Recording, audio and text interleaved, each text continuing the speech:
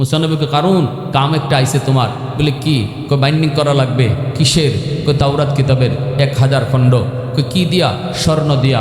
কারণে কই অত স্বর্ণ পাইবেন কই ভাইয়া? মুসা নবীকে স্বর্ণ পাওয়া লাগবে না, স্বর্ণ বানানি লাগবে। কই কিভাবে? কই এই যে পাথর আল্লাহ জান্নাত থেকে দিছে, পরশ পাথর। নাম শুনছি আমরা অনেকেই, কিন্তু জীবনে কেউ পরশ পাথর দেখছেননি? হ্যাঁ, নাম তো ওগুলি শুনছি, পরশ পাথর। পরশ পাথর মানে ছোঁয়া লাগলেই, এই পাথরের ছোঁয়া লাগলেই স্বর্ণ। তখন মুসা আলাইহিস সালাম বলতেছে, নাও তুমি এটা দিয়া কাম করো। কারণ এইটা ফাইয়া লোভ করছে, মনে মনে কয় ফাইসি পাথর, বাইন্ডিং করার পরে আর এই পাথর দিতাম না। কত বড় নাফরমান! বাইন্ডিংয়ের কাম শেষ, মুসা নবী চাইতেছেন পাথর, কই পাথর দাও।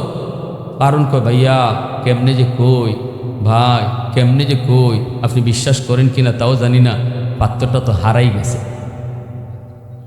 পাথর হারাই গেছে না লুকাইছে? জোরে কন, হারাইছে না লুকাইছে? লুকাইছে। মুসা নবীকে আল্লাহ এই হারামি তো কয় হারাই লিছে।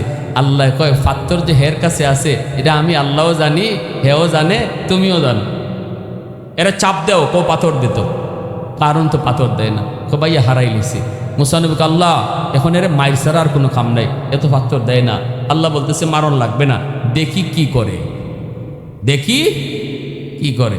এই কারণে পাথর দিয়া পাহাড়ের পাহাড় স্বর্ণ বানাইয়া এই স্বর্ণের ব্যবসা সারা বিশ্বের সাথে কইরা অল্প দিনে কারণ কোটি কোটি টাকার মালিক হয়েছে ওই পরশ পাথর দিয়া। মুসা নবীকে কিরে কারণ এত স্বর্ণ করতে গাইল, এত এত অল্প দিনে ধনী কেমনে হইলে? এখনো সময় আছে, পাথরটা দিয়ালা। কই ভাই পাথর তো হারাই লিছে, এখনো স্বীকার করেন, কই পাথর তো হারাই লিছে। তখনই মুসা আলাইহিস সালামকে আল্লাহ অত পাথর দেয় না। আল্লাহ বলতেছে দিত না, বুঝছি, যাও স্বর্ণ সম্পদ যা কামাইছে তো কামাইছে, এখন এরে যায় কও জাকাত দিত। স্বর্ণে কি দিত? সম্পদের জাকাত দিত। মুসা নবীকে জাকাত চাইছেন, এমন কিপটার কিপটা, এত টাকা যে হইছে এরপরে কিপটামি গেছে না। তাফসীরি কিতাবে আছে কারণ এত কিপটা ছিল, ও হাতে যদি পানি নিত আঙ্গুলের ফাঁক দিয়া পানিও পড়তো না। এ মসজিদও 2 টাকা আর 5 টাকা দিতে দূরের কথা। এজন্যই সম্পদ ওইলেই ধনী না, মন যার ধনী সে ধনী, ঠিক কিনা জোরে এখন? বহু পয়সাওয়ালার টাকা মসজিদ মাদ্রাসায় লাগে না, কিন্তু বহু গরিবের টাকা মসজিদ মাদ্রাসায় যায়, ঠিক কিনা ভাই? আল গিনা গিনান নাফস, সম্পদের ধনীকে ধনী বলে না, মনের ধনীকে ধনী বলে। ওই কারণের কাছে কিন্তু জাকাত কেন চাইলেন? এজন্য কারণে ষড়যন্ত্র করছে। কই রে মুসা তো আমার সাথে যেভাবে আমার ফিসে লাগছে, সম্পদ তো আমার লই যাইব জাকাতের কথা কইয়া, বুঝছি। তাইলে ওনার একটা বেশেবাদ ফেলাই, বিপদ ফেলাই, উম্মতের সামনে মহিলার টাকা দিয়ে সাজাইছিল। আল্লাহ পাক ষড়যন্ত্র আল্লাহ ধ্বংস করে দিছে। এরপরে দেখা যায় জমিন যখন খাওয়া শুরু করছে, বুক পর্যন্ত নেগা, তখন কারণে বুঝছি তুমি আমারে মাটির নিচে দাবাইয়া আমার সম্পদের মালিক হইতায়। মুসা নবী কয় মালিক, হারামি কয় কি আমি নাকি তার সম্পদের লোভ করেছি? আল্লাহ তার সম্পদ সহ তারে নিচে দাবায়া দাও। সম্পদ সহ কারণ মাটির নিচে দাবতে লাগলো, দেবেই গেল, আজও দাবতেছে, কিয়ামতের আগ পর্যন্ত কারণ তার সম্পদ লইয়া শুধু মাটির নিচের দিকেই যাইতেছে। আল্লাহ পাক বলছিলেন মুসা একটা কথা কই। মুসা নে কই মালিক তুমি কথা কই, বাবার অনুমতি কিসের? আল্লাহ বলতেছে মুসা এতবার কারণ তোমার কাছে মাপ চাইল, তুমি তারে মাপ দিলাই না। কতবার তোমার কাছে মাপ চাইল, মাপ দিলা না। কিন্তু মুসা রে শোনো, আমি আল্লাহর কাছে যদি একবার মাপ চাইতো, আমি আল্লাহ একবারেই তার মাফ করে দিতাম। তখনই মুসা নবী সিজদার পরে কান্দের কো মালিক, এজন্যই তো তুমি খোদা আর আমি বান্দা, এজন্যই তো তুমি রহমান তুমি রহিম, এজন্যই তো তুমি মালিক। আলহামদুলিমান কদ্দারা খাইরাম ওয়া খাবালা,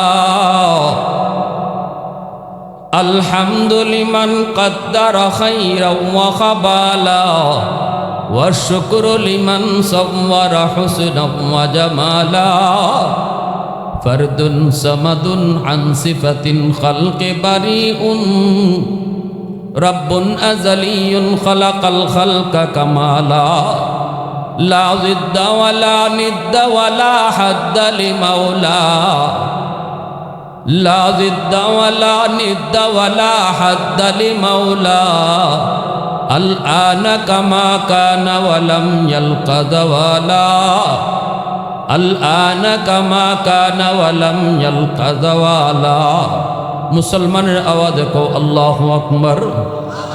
এজন্যই আল্লাহ পাক হাদিসে কুদসিতে বলতেছে, ও দুনিয়ার মানুষেরা শোনো, তোমাদের আসিম বাজারের এই মাটিটাও আমার কাছে আবদার করে আল্লাহ অনুমতি দিবাইনি, সবগুলি নাফরমানকে আমি গিলে ফেলবো। এমনিভাবে আল্লাহ কয় শুধু জমিন নয়, সাগর মহাসাগরও আবদার করে। কক্সবাজার সমুদ্র সৈকতের পারে যাইয়া কত যুবক কত যুবতী গান বাজনার আয়োজনে মত্ত হয়, কত যুবক জিনার বাজার গরম করে ফেলে, সাগরের পারে দেয়ার নর্তকীরা নর্তকী করে। এই দিকে সাগরের পানিটা সবগুলি দেখতেছে আর বলতেছে, মালিক অনুমতি দাও, এই নাফরমানগুলাকে আমি পানি দিয়ে ডুবাই ফেলবো। এই জমিনটারে ওরা নাপাক বানায় ফেলছে গো আল্লাহ, একটু অনুমতি দিবাইনি, আমি এদেরকে ডুবায়া জমিনটারে পাক বানায় দেই। বলুন তো দেখি, আল্লাহর অনুমতি যদি পায় তাহলে সাগরের পানি মুহূর্তের ভিতরে ডুবাই তো পারেনি না, পারে না। সিডরের কথা এখনো ভুলে যাই না, এখনো সিডরের কথা ভুলে যাই নাই রে যুবক। আমি ঢাকা শহর থেকে আমরা উলামায়ে কেরাম একটা লঞ্চ বুঝাই করে আমরা গিয়েছিলাম বরিশাল পাথরঘাটা এলাকায়, সুন্দরবনের কাছাকাছি। ওখানে যাই আমরা ত্রাণ বিতরণ করেছি। আমি যখন টাকাগুলি দিতেছি, লাইন ধরে ধরে যারা নিতেছে একজন একজন করে আয়। আর মেম্বার সাহেব আমারে কয়, হুজুর এই যে লোকটা এখন আপনার সামনে আইছে, এদের বিটা বাড়িটার কোনো অস্তিত্ব নাই। সংসারে ছিল ওরা 5 জন, একজন আছে 4 জনের কোনো খবরই নেই। এইভাবে একজন একজন ফ্যামিলি আইতেছে আর টাকাগুলি দিতেছি। এই অবস্থায় 7 বছরের একটা মেয়েকে, সুমি নামের একটা মেয়েকে ওরা নিয়ে আসছে। হুজুর এই সুমি মেয়েটার মা বাবা ভাই বোন এরা 7 জন সংসারে ছিল। 7 জনের ভিতরে যারা সাঁতার জানতো, যারা বড়, এদের কারও কোনো অস্তিত্ব নাই, লাশটা পর্যন্ত পাওয়া যায় না। কিন্তু এই 7 বছরের সাঁতার জানে না বাচ্চাটারে আল্লাহ তার কুদরতে বাঁচায় রাখছে। পানি চলে যাওয়ার পর আমরা যখন হাঁটতেছিলাম, লাশের সন্ধান করতেছিলাম, তখনই আমরা আওয়াজ পাইলাম একটা ছোট বাচ্চার কান্নার আওয়াজ। কোন দিক থেকে কান্নাটা আসতেছে কেউ বুঝে না, ডানে তাকায় না, পিছনে তাকাই না, বামে তাকাই না, কেউ বুঝে না কোত্থেকে কান্না। হঠাৎ করে একজনে কয়, এ ভাই ডানে বামে তাকায়ও না, উপরের দিকে তোমরা তাকাও রে। দেখো না তাল গাছের উপরে, তাল গাছের পাতার ঝুপড়ির ভিতর থেকে একটা ছোট বাচ্চার কান্নার আওয়াজ আসতেছে। তাল গাছ বেয়ে বেয়ে উপরে উঠে দেখে ওই মেয়েটা ঝুপড়ির মধ্যে আল্লাহ তার কুদরতে তারে বাঁচায় রাখছে। আমি সেই বঙ্গোপসাগরের পানিকে হাত দিয়া ধরছি আর চোখের পানি জোড়া ধরে কাঁদছি। পানিটারে যখন পানিটারে হাতে নিয়ে শুধু চোখের পানি ফালায়া কাঁদছি আর কইছি, মালিক এই পানির তো কোনো ক্ষমতা নাই। আজকে এই পানিটা আমি হাতে নিয়েছি, পানিটা একদম নীরব নিস্তব্ধ, কোনো কিছুই যেন জানে না, কিছুই যেন বুঝে না। যেই পানিটা গত 2 দিন আগে এই এলাকা, গোটা এলাকা তছনছ করে গেল, অসংখ্য অগণিত মানুষের লাশ এখনো পর্যন্ত পাওয়া যায় না। এই পানিটা আজকে শান্ত, যেন কিছুই জানে না, কিছুই বুঝে না। মূলত মালিক সব কিছু তোমার ইশারা। প্রশংসা করব কার, একটু জোরে কও না কার। কক্সবাজার সমুদ্র সৈকতের পারে গিয়া যত গুনার আয়োজন হয়, সাগরের পানিটাও আওয়াজ দেয়া কয়, মালিক অনুমতি দিবানি, সবগুলি নাফরমানকে আমি গিলে ফেলবো। আল্লাহ পাক তখন কয়, এর জমিন, এ জমিন আমি আল্লাহ দেখতেছি, এই জমিনের ভিতরে কত গুনাহ হয়। কত অত্যাচার হয়, কত জুলুম হয়, কত নাফরমানি হয়, আমি আল্লাহ দেখতেছি। এই জমিনের ভিতরে আমার নবীর নায়েবে রাসূল উলামায়ে কেরামের সাথে কি আচরণ হয় সবই আমি আল্লাহ দেখতেছি। এরপরও আমি কেন নগদ ধরি না জানুনি? কারণ এই মানুষকে আমি আল্লাহ বড় আদর করে বানাইছি। আসমান আল্লাহ বানাইছেন কুন ফায়াকুন বইলা, জমিন আল্লাহ বানাইছেন কুন ফায়াকুন বইলা, ফেরেশতা আল্লাহ বানাইছেন কুন ফায়াকুন বইলা। কিন্তু আমারে আপনারে আল্লাহ পাক কুন ফায়াকুন বলে বানায় না। আমারে আপনারে যখন আল্লাহ বানাইছে, আল্লাহ পাক বলে খালাকতু বিয়াদাইয়া, আমি আমার নিজের হাত দিয়া বান্দা বান্দিরে বানাইছি। কারণ এই চেহারার মধ্যে এত দামি কপাল, ওই কপাল আমি আল্লাহ বানাইছি শুধু আমার সেজদার জন্য। এই কপালটা কুন ফায়াকুন বললে হয় না, এই কপাল ফেরেশতাদের হাতে বানাইলেও হয় না, আমি নিজের হাতে এই কপালটা বানাইছি। আল্লাহ পাক রব্বুল আলামিন কইরে জমিন শুন, এই জমিনের ভিতরে যতদিন পর্যন্ত যুবক যৌবনে আমি আল্লাহর গোলামি করব, যৌবনে আমার কদমে সেজদা দিব, যৌবনে যখন সে মসজিদে সময় কাটাইব, যৌবনে যখন সে গান বাজনার আয়োজন করবে না, যৌবনে যখন বাপ মার সাথে বেয়াদবি করবে না, যৌবনকালটা যখন সে আমার গোলামির ভিতরে আমারে ডরায় ডরায় চলব, ওই যুবকের সেজদার দিকে যখন আমি আল্লাহ তাকাই, তখন এই জমিনের প্রতি আমার মায়া লেগে যায়। এত নাফরমান, এত নাফরমান, এত বেনামাজি, এত সুদকুর, এত ঘুষখোর, এত জিনা করে, এত মদখোর টাকার পরও আমি জমিন ধ্বংস করি না।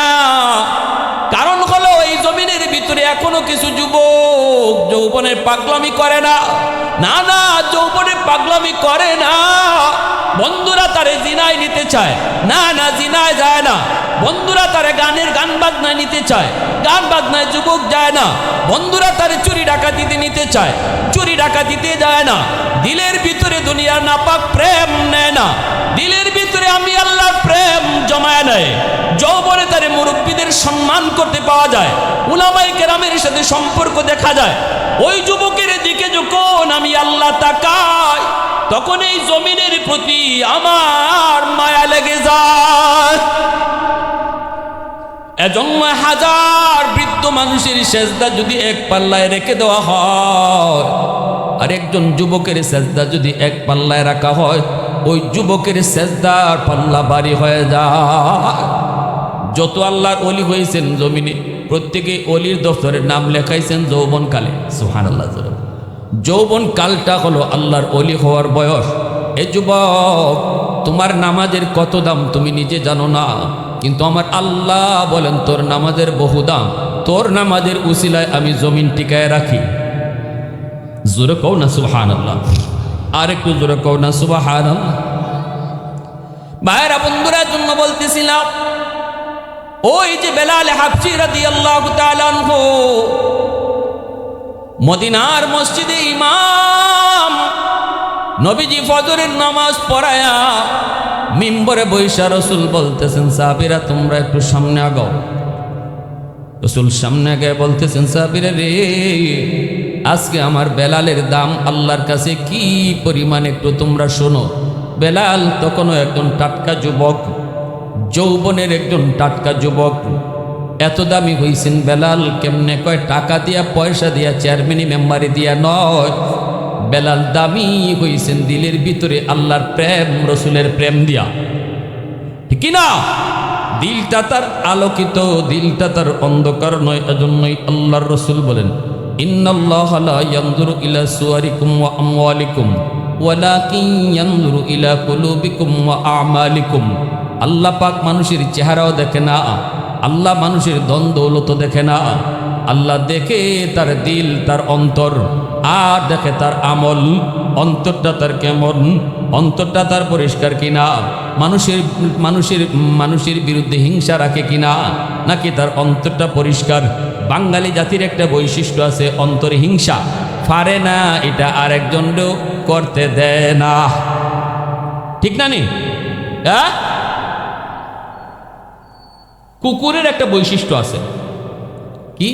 কুকুরের অনেকগুলা গুণ, এর ভিতরে কুকুরের একটা খারাপ গুণ আছে।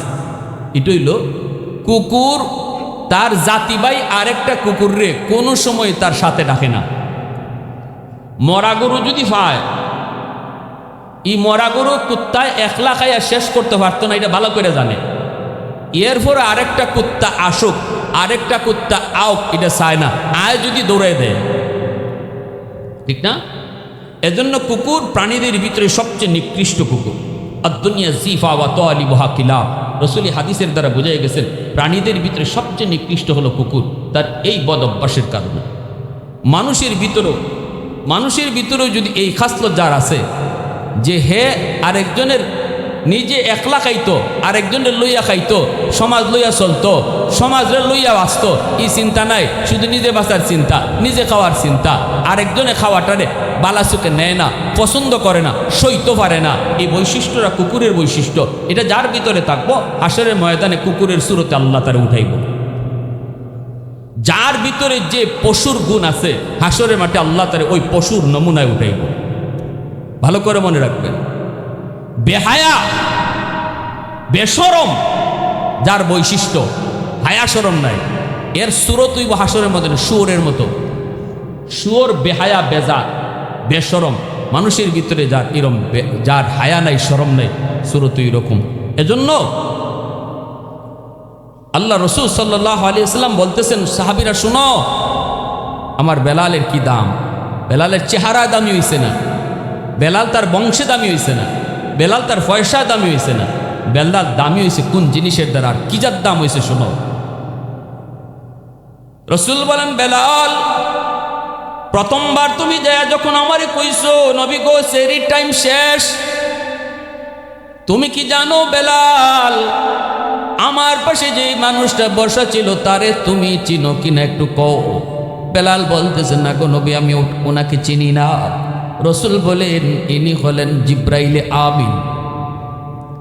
আমি যখন সেহরি খাই, আমার সেহরি খাওয়ার সময় জিব্রাইল আমার পাশে বসা। সুবহানাল্লাহ।